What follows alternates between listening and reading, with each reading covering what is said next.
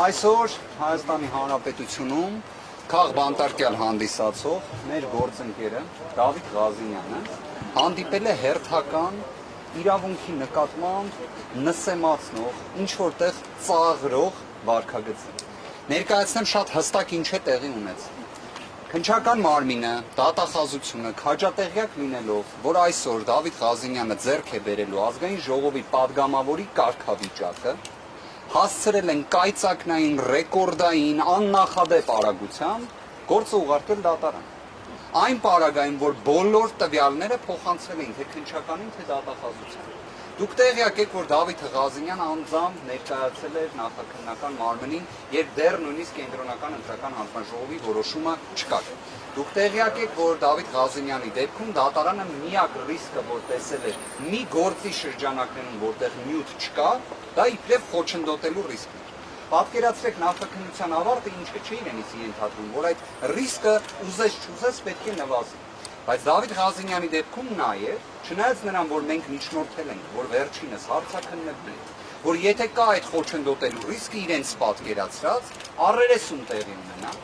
ոչ մեկը չեն արել։ Ինչի չեն արել, որ մինչև այս նիստը գործը ամեն կերպ ուղարկեն դատարան, որ երբ այս նիստը ավարտվի եւ մեր ձեռքի տակ լինի այլևս արձանագրությունը նրա վերաբերյալ, որ Դավիթ Ղազինյանը падգամավոր է եւ չի կարող լինել կալանավորված, վերջիններս ասեն իրենք լիազորություն չունեն։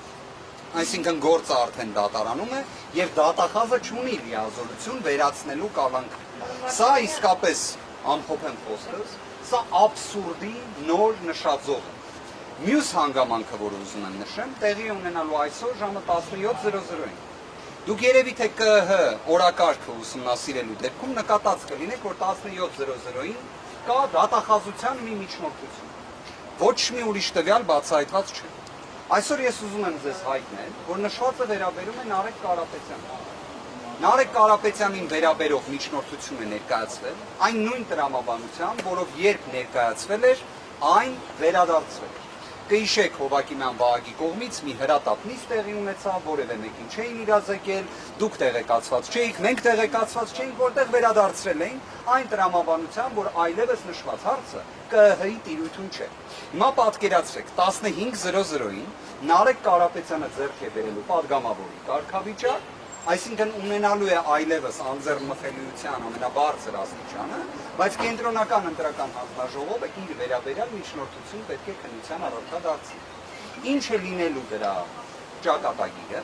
հերթական, քաղաքական, հետապնդման, միջամտության, ամեն կերպ, որ Նարեկ Կարապետյանի գործունեությանը միջամտեն, խոչընդոտեն։ Գիտեք, սա մեղմ ասած իրավունքի նկատմամբ ծաղր է։ Այլ հիմա դուք օրինակ կհարցնեք ինձ, թե Նարեկ Կարապետյանի վերաբերյալ ինչ քրեական բարույթ է։ Տեղեկություն չունեմ։ Ավելին,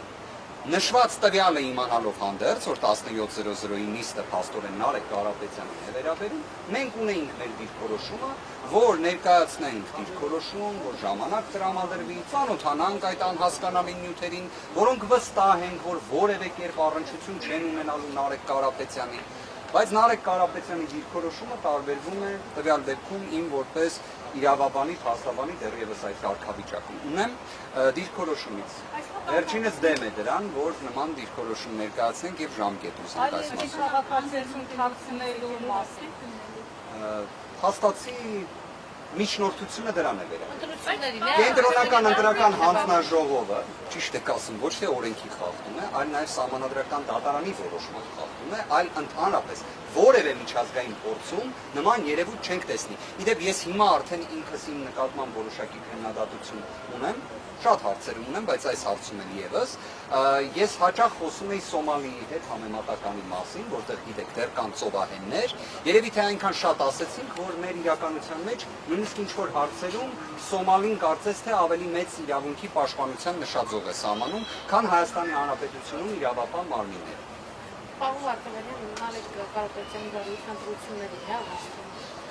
Ես Նարեկ Կարապետյանի բարույթը կարող եմ հստակ ասել, որ իրավաբանության հետ առնչություն չի կարող ունենալ, որտեղ չի կարող լինել մի բարույթ։ Ես նշված տվյալներին դեռ չեմ տիրապետում։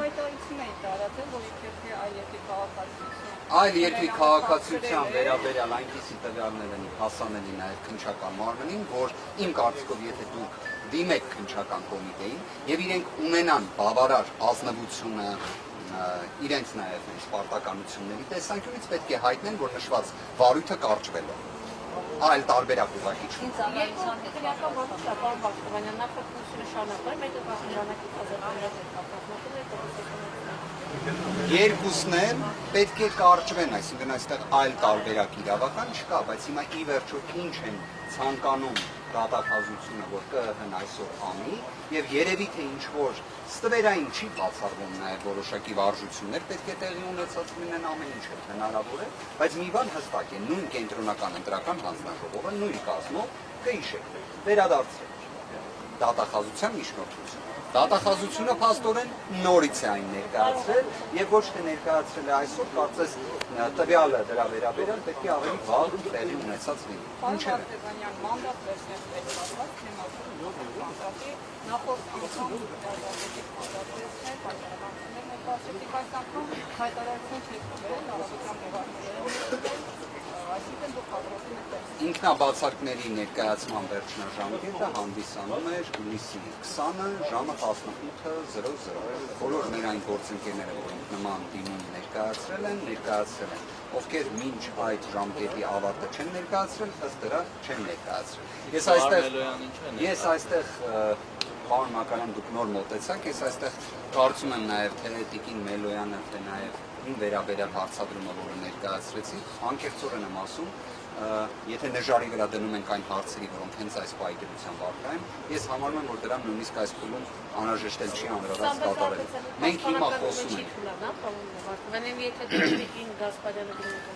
Ես կարող եմ հետևյալը ասել, պաշտպանական թիմը կամրապնդվի, թե ոչ, նշված հարցերը անկեղծորեն եմ ասում, այն պայքարությամբ, երբ մենք հիմա խոսում ենք, ու ստացվում է Հայաստանի Հանրապետությունում կարող է տեղի ունենալ իրավիճակ, որ դատախազությունը տեղեկացված լինելով, որ 2026 թվականի հունիսի 21-ին ժամը 15:00-ին տեղի է ունենալու նիստ, որտեղ Դավիթ Ղազենյանի օրինակ պատգամավորի կարգավիճակը այլևս հստակ է լինելու եւ պարզապես իրենց պարտականությունը կատարելուց խուսափելու համար նման ռեկորդային արագությամբ գործը ուղարկել դատարան, սա իսկապես մենք խոսում ենք այնպիսի խախտման մասին, որ ես ուզում եմ դրա մասին հատկապես շեշտադրել։ Ավելին Դավիթ Ղազենյանը 15:00-ից հետո պետք է լինի ազատության մեջ, բայց մենք ունենում ենք մի իրավիճակ, որ ստացվում է այն պաշտոնյան, որը դա պետք է ապահովի, գոյություն չունի, եւ սա հատուկ մշակված ծրագրային գործողություն է։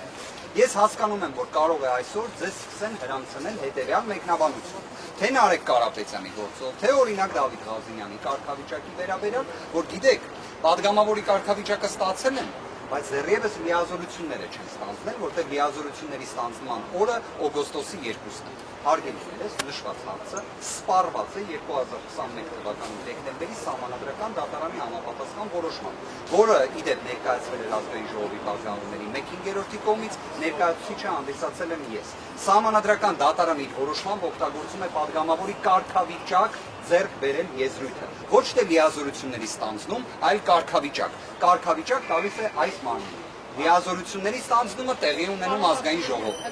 Քննչական կոմիտեն հենց այսօր է նախաքննության ավարտը Դավիթ Ղազենյանի գործով հայտարարվել է 2026 թվականի հունիսի 20-ին ժամը 17:00-ի սահմաններում։ Գործը կարծես բաղկացած է 7 հատորից։ Մենք խնդրել էինք, որ մեզ տրամադրեին ժամկետ, խնդրում եմ ուշադրություն դարձնել, մինչև 2026 թվականի հուլիսի 21-ի 17:00։ Այսինքն մենք մեր ակնկալած ժամկետը, երևի թե որևէ մեկը չի կարող չէ ասել, որ երկար ժամկետ ենք ուզել։ Կարծում եմ որևէ մի մասնագետ նման դիրքորոշում չի այլ։ Քննիչը այն համարել է ակնհայտ անհիմն միջնորդություն, որոշել է մեզ ժամկետ տրամադրել մինչև 11:00, այնուհետև 11:01 ենթադրում եմ, որովհետև 10:30 մենք ներկայացրել ենք միջնորդություն, որոնակ առերեսում կատարեք, հարցաքննեք Դավիթ Ղազենյանին, քննիչը այն թողել է առանց քննության, գիտեք ինչ պատճառաբանությամբ, որ արդեն մեղադրական եզրակացությունը ուղարկել է դատախազին։ Այսինքն սենց արագություն, հարգելիներս, ես իդեպ ասեմ նաև, որ աշխատանքային կարգով երեք փորձել եմ նաև կապ հաստատել հսկողություն իրականացնող դատախազի հետ։ Հսկողություն իրականացնող դատախազի հետ աշխատանքային ձևաչափով կապ հաստատելը ողջամիտ երևույթ է, քանի որ դատախազի նույնիսկ համարը համապատասխան դատավարական որոշումներում գրվում է։ Պատկերացրեք, ես այդ համարի Արտուր Դանիելյան, ես փորձեցի կապ հաստատել այդ հեռախոսահամարով, պատասխանեց մի կին, խնդրեցի, որ փոխանցեն հեռախոսը դատախազ Դանիելյանին, որ խոսենք Ղազենյան Դավիթի խափանման միջոցի հետ կապված հարցի շուրջ, որովհետև պատգամավորի կարգավիճակ է ստանում եւ այլն, ստացա պատասխան, որ նման դժվարություն կա, պայմանավորված այն հանգամանքով, որ ես զանգահարել եմ Կոմերցբանկի հաշվապահություն։